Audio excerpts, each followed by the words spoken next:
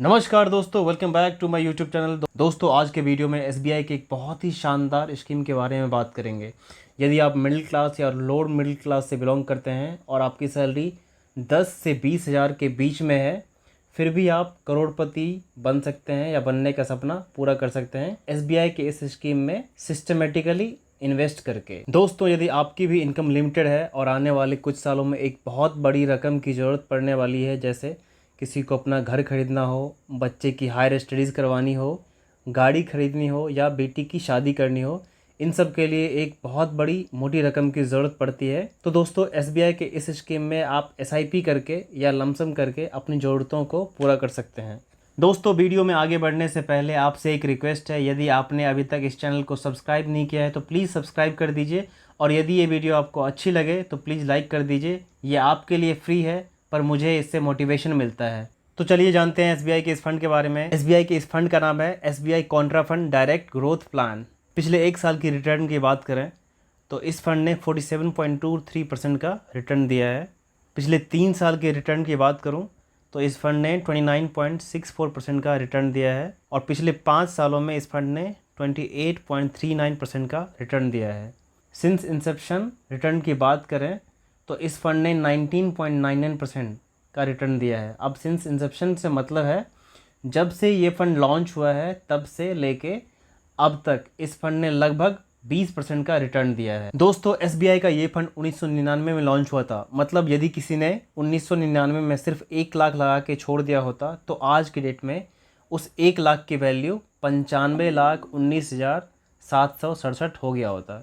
और मान लीजिए यदि किसी ने सिर्फ 50,000 लगा के भी छोड़ दिया होता तो आज के डेट में उस 50,000 की वैल्यू 47,59,884 रुपये हो गया होता। दोस्तों यदि एसबीआई के इस फंड की साइज़ की बात करें तो 34,366.71 करोड़ का है।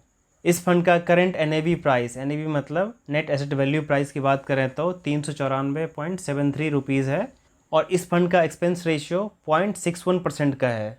अब आप लोगों के मन में एक प्रश्न आएगा कि ये एक्सपेंस रेशियो क्या होता है। तो दोस्तों म्यूचुअल फंड में एक्सपेंस रेशियो एक तरह से ऑपरेटिंग चार्ज या फिर एनुअल मेंटेनेंस चार्ज होता है। अब इस फंड में मिनिमम इन्वेस्टमेंट की बात करें तो यदि आप एसआईपी करते हैं यानी हर मंथ जमा करते हैं तो 500 रुपये से शुरू कर सकते हैं, और यदि लमसम इन्वेस्टमेंट करते हैं यानी कि एक मुश्त या एक बार इन्वेस्टमेंट करते हैं तो मिनिमम जो होता है वो 5,000 से शुरू कर सकते हैं।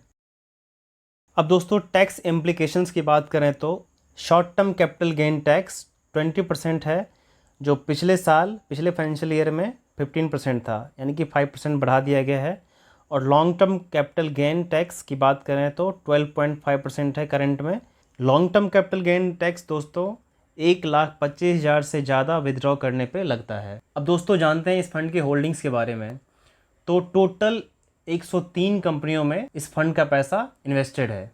उनमें से कुछ टॉप होल्डिंग्स की बात करें तो निफ्टी बैंक में 5.61% का है, एचडीएफसी बैंक में 4.62% का है, गेल इंडिया लिमिटेड में 2.63% का है, स्टेट बैंक ऑफ इंडिया में 2.53% का है, रिलायंस इंडस्ट्रीज़ में 2.34% का है, आईटीसी लिमिटेड में 2% का है, ओएनजीसी में 1.91% का है।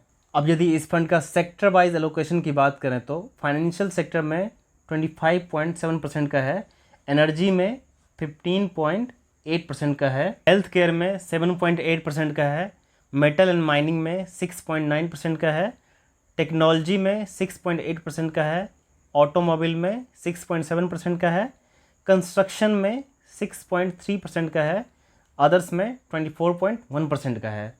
अब दोस्तों चलिए समझते हैं कि कैसे एसआईपी करके 10 से 20 हज़ार रुपया महीना कमाने वाला भी 1 करोड़ या उससे ज़्यादा का कॉर्पस बना सकता है। ओके तो दोस्तों जैसे कि आप देख पा रहे हैं मैंने एसआईपी कैलकुलेटर ओपन कर लिया है, और मान लीजिए कोई 1,000 रुपया पर मंथ इन्वेस्ट करता है अगले 20 साल के लिए तो कितना बनेगा। मैंने एक्सपेक्टेड रेट ऑफ रिटर्न ले लिया दोस्तों 18%। हालांकि एसबीआई का ये फंड जब से लॉन्च हुआ है ऑलमोस्ट 20% का रिटर्न दिया है, बट मैंने इसे 18% ही लिया है। तो 20 साल में आप कितना जमा करेंगे, टोटल जो आप इन्वेस्ट करेंगे वो जमा करेंगे 2,40,000 एस्टिमेटेड रिटर्न जो बनेगा इस पर 21,03,487 रुपये और टोटल वैल्यू बनेगा 23,43,487 रुपया। मान लीजिए किसी ने 25 साल तक के लिए इन्वेस्ट किया तो टोटल जो वो डिपॉजिट करेंगे 3 लाख रुपये, एस्टिमेटेड रिटर्न बनेगा इस पर 55,23,312 रुपये, टोटल वैल्यू बनेगा 58,23,312 रुपये। और मान लीजिए किसी ने 25 से बढ़ा के 5 साल और बढ़ा दे यानी कि 30 साल तक के लिए SIP किया तो कितना अमाउंट बनेगा। तो दोस्तों 30 साल तक यदि कोई 1,000 रुपये इन्वेस्ट करेगा तो टोटल जो इन्वेस्ट करेंगे वो 3,60,000 रुपये और एस्टिमेटेड रिटर्न बनेगा इस पर 1,39,65,289 रुपये। टोटल वैल्यू हो जाएगा दोस्तों 1,43,25,289 रुपये। तो ये जो 1,43,25,289 का कॉर्पस बना है इसमें से हम 43,25,289 रुपये अपने पर्सनल यूज़ के लिए रख लेंगे और बाकी के बचे 1 करोड़ को हम वापस से लमसम इन्वेस्ट कर देंगे। अब उस 1 करोड़ को मैंने लमसम इन्वेस्ट कर दिया है 5 साल के लिए। तो दोस्तों एस्टिमेटेड रिटर्न जो बनेगा वो 1,28,77,578 रुपये और टोटल वैल्यू जो बनेगा 2,28,77,578 रुपये। अब मान लीजिए किसी ने उस 1 करोड़ को 10 साल तक के लिए इन्वेस्ट करके छोड़ दिया तो कितना बनेगा। 10 सालों में एस्टिमेटेड रिटर्न जो बनेगा दोस्तों वो 4,23,38,356 रुपये और टोटल वैल्यू बन जाएगा, टोटल वैल्यू होगा 5,23,38,356 रुपये। तो दोस्तों हम इस तरीके से 1,000 रुपये इन्वेस्ट करके 5,23,38,356 रुपये तक का कॉर्पस बना सकते हैं। तो दोस्तों ये है म्यूचुअल फंड के कंपाउंडिंग का पावर। आई होप आपको ये वीडियो अच्छी लगी हो। अब दोस्तों रिस्क फैक्टर की बात करें तो SBI का ये फ़ंड हाई रिस्क कैटेगरी में आता है, इसलिए कोई भी इन्वेस्टमेंट करने से पहले किसी रजिस्टर्ड सेबी ब्रोकर से सलाह ले लें और जितने भी डॉक्यूमेंट्स हैं या स्कीम जितने भी डॉक्यूमेंट्स हैं, टर्म एंड कंडीशन है, उनको अच्छी तरीके से पढ़ें। दोस्तों आप लोगों ने एक डिस्क्लेमर तो ज़रूर देखा होगा या सुना होगा कि investment in securities market are subject to market risk, read all the documents carefully before investing.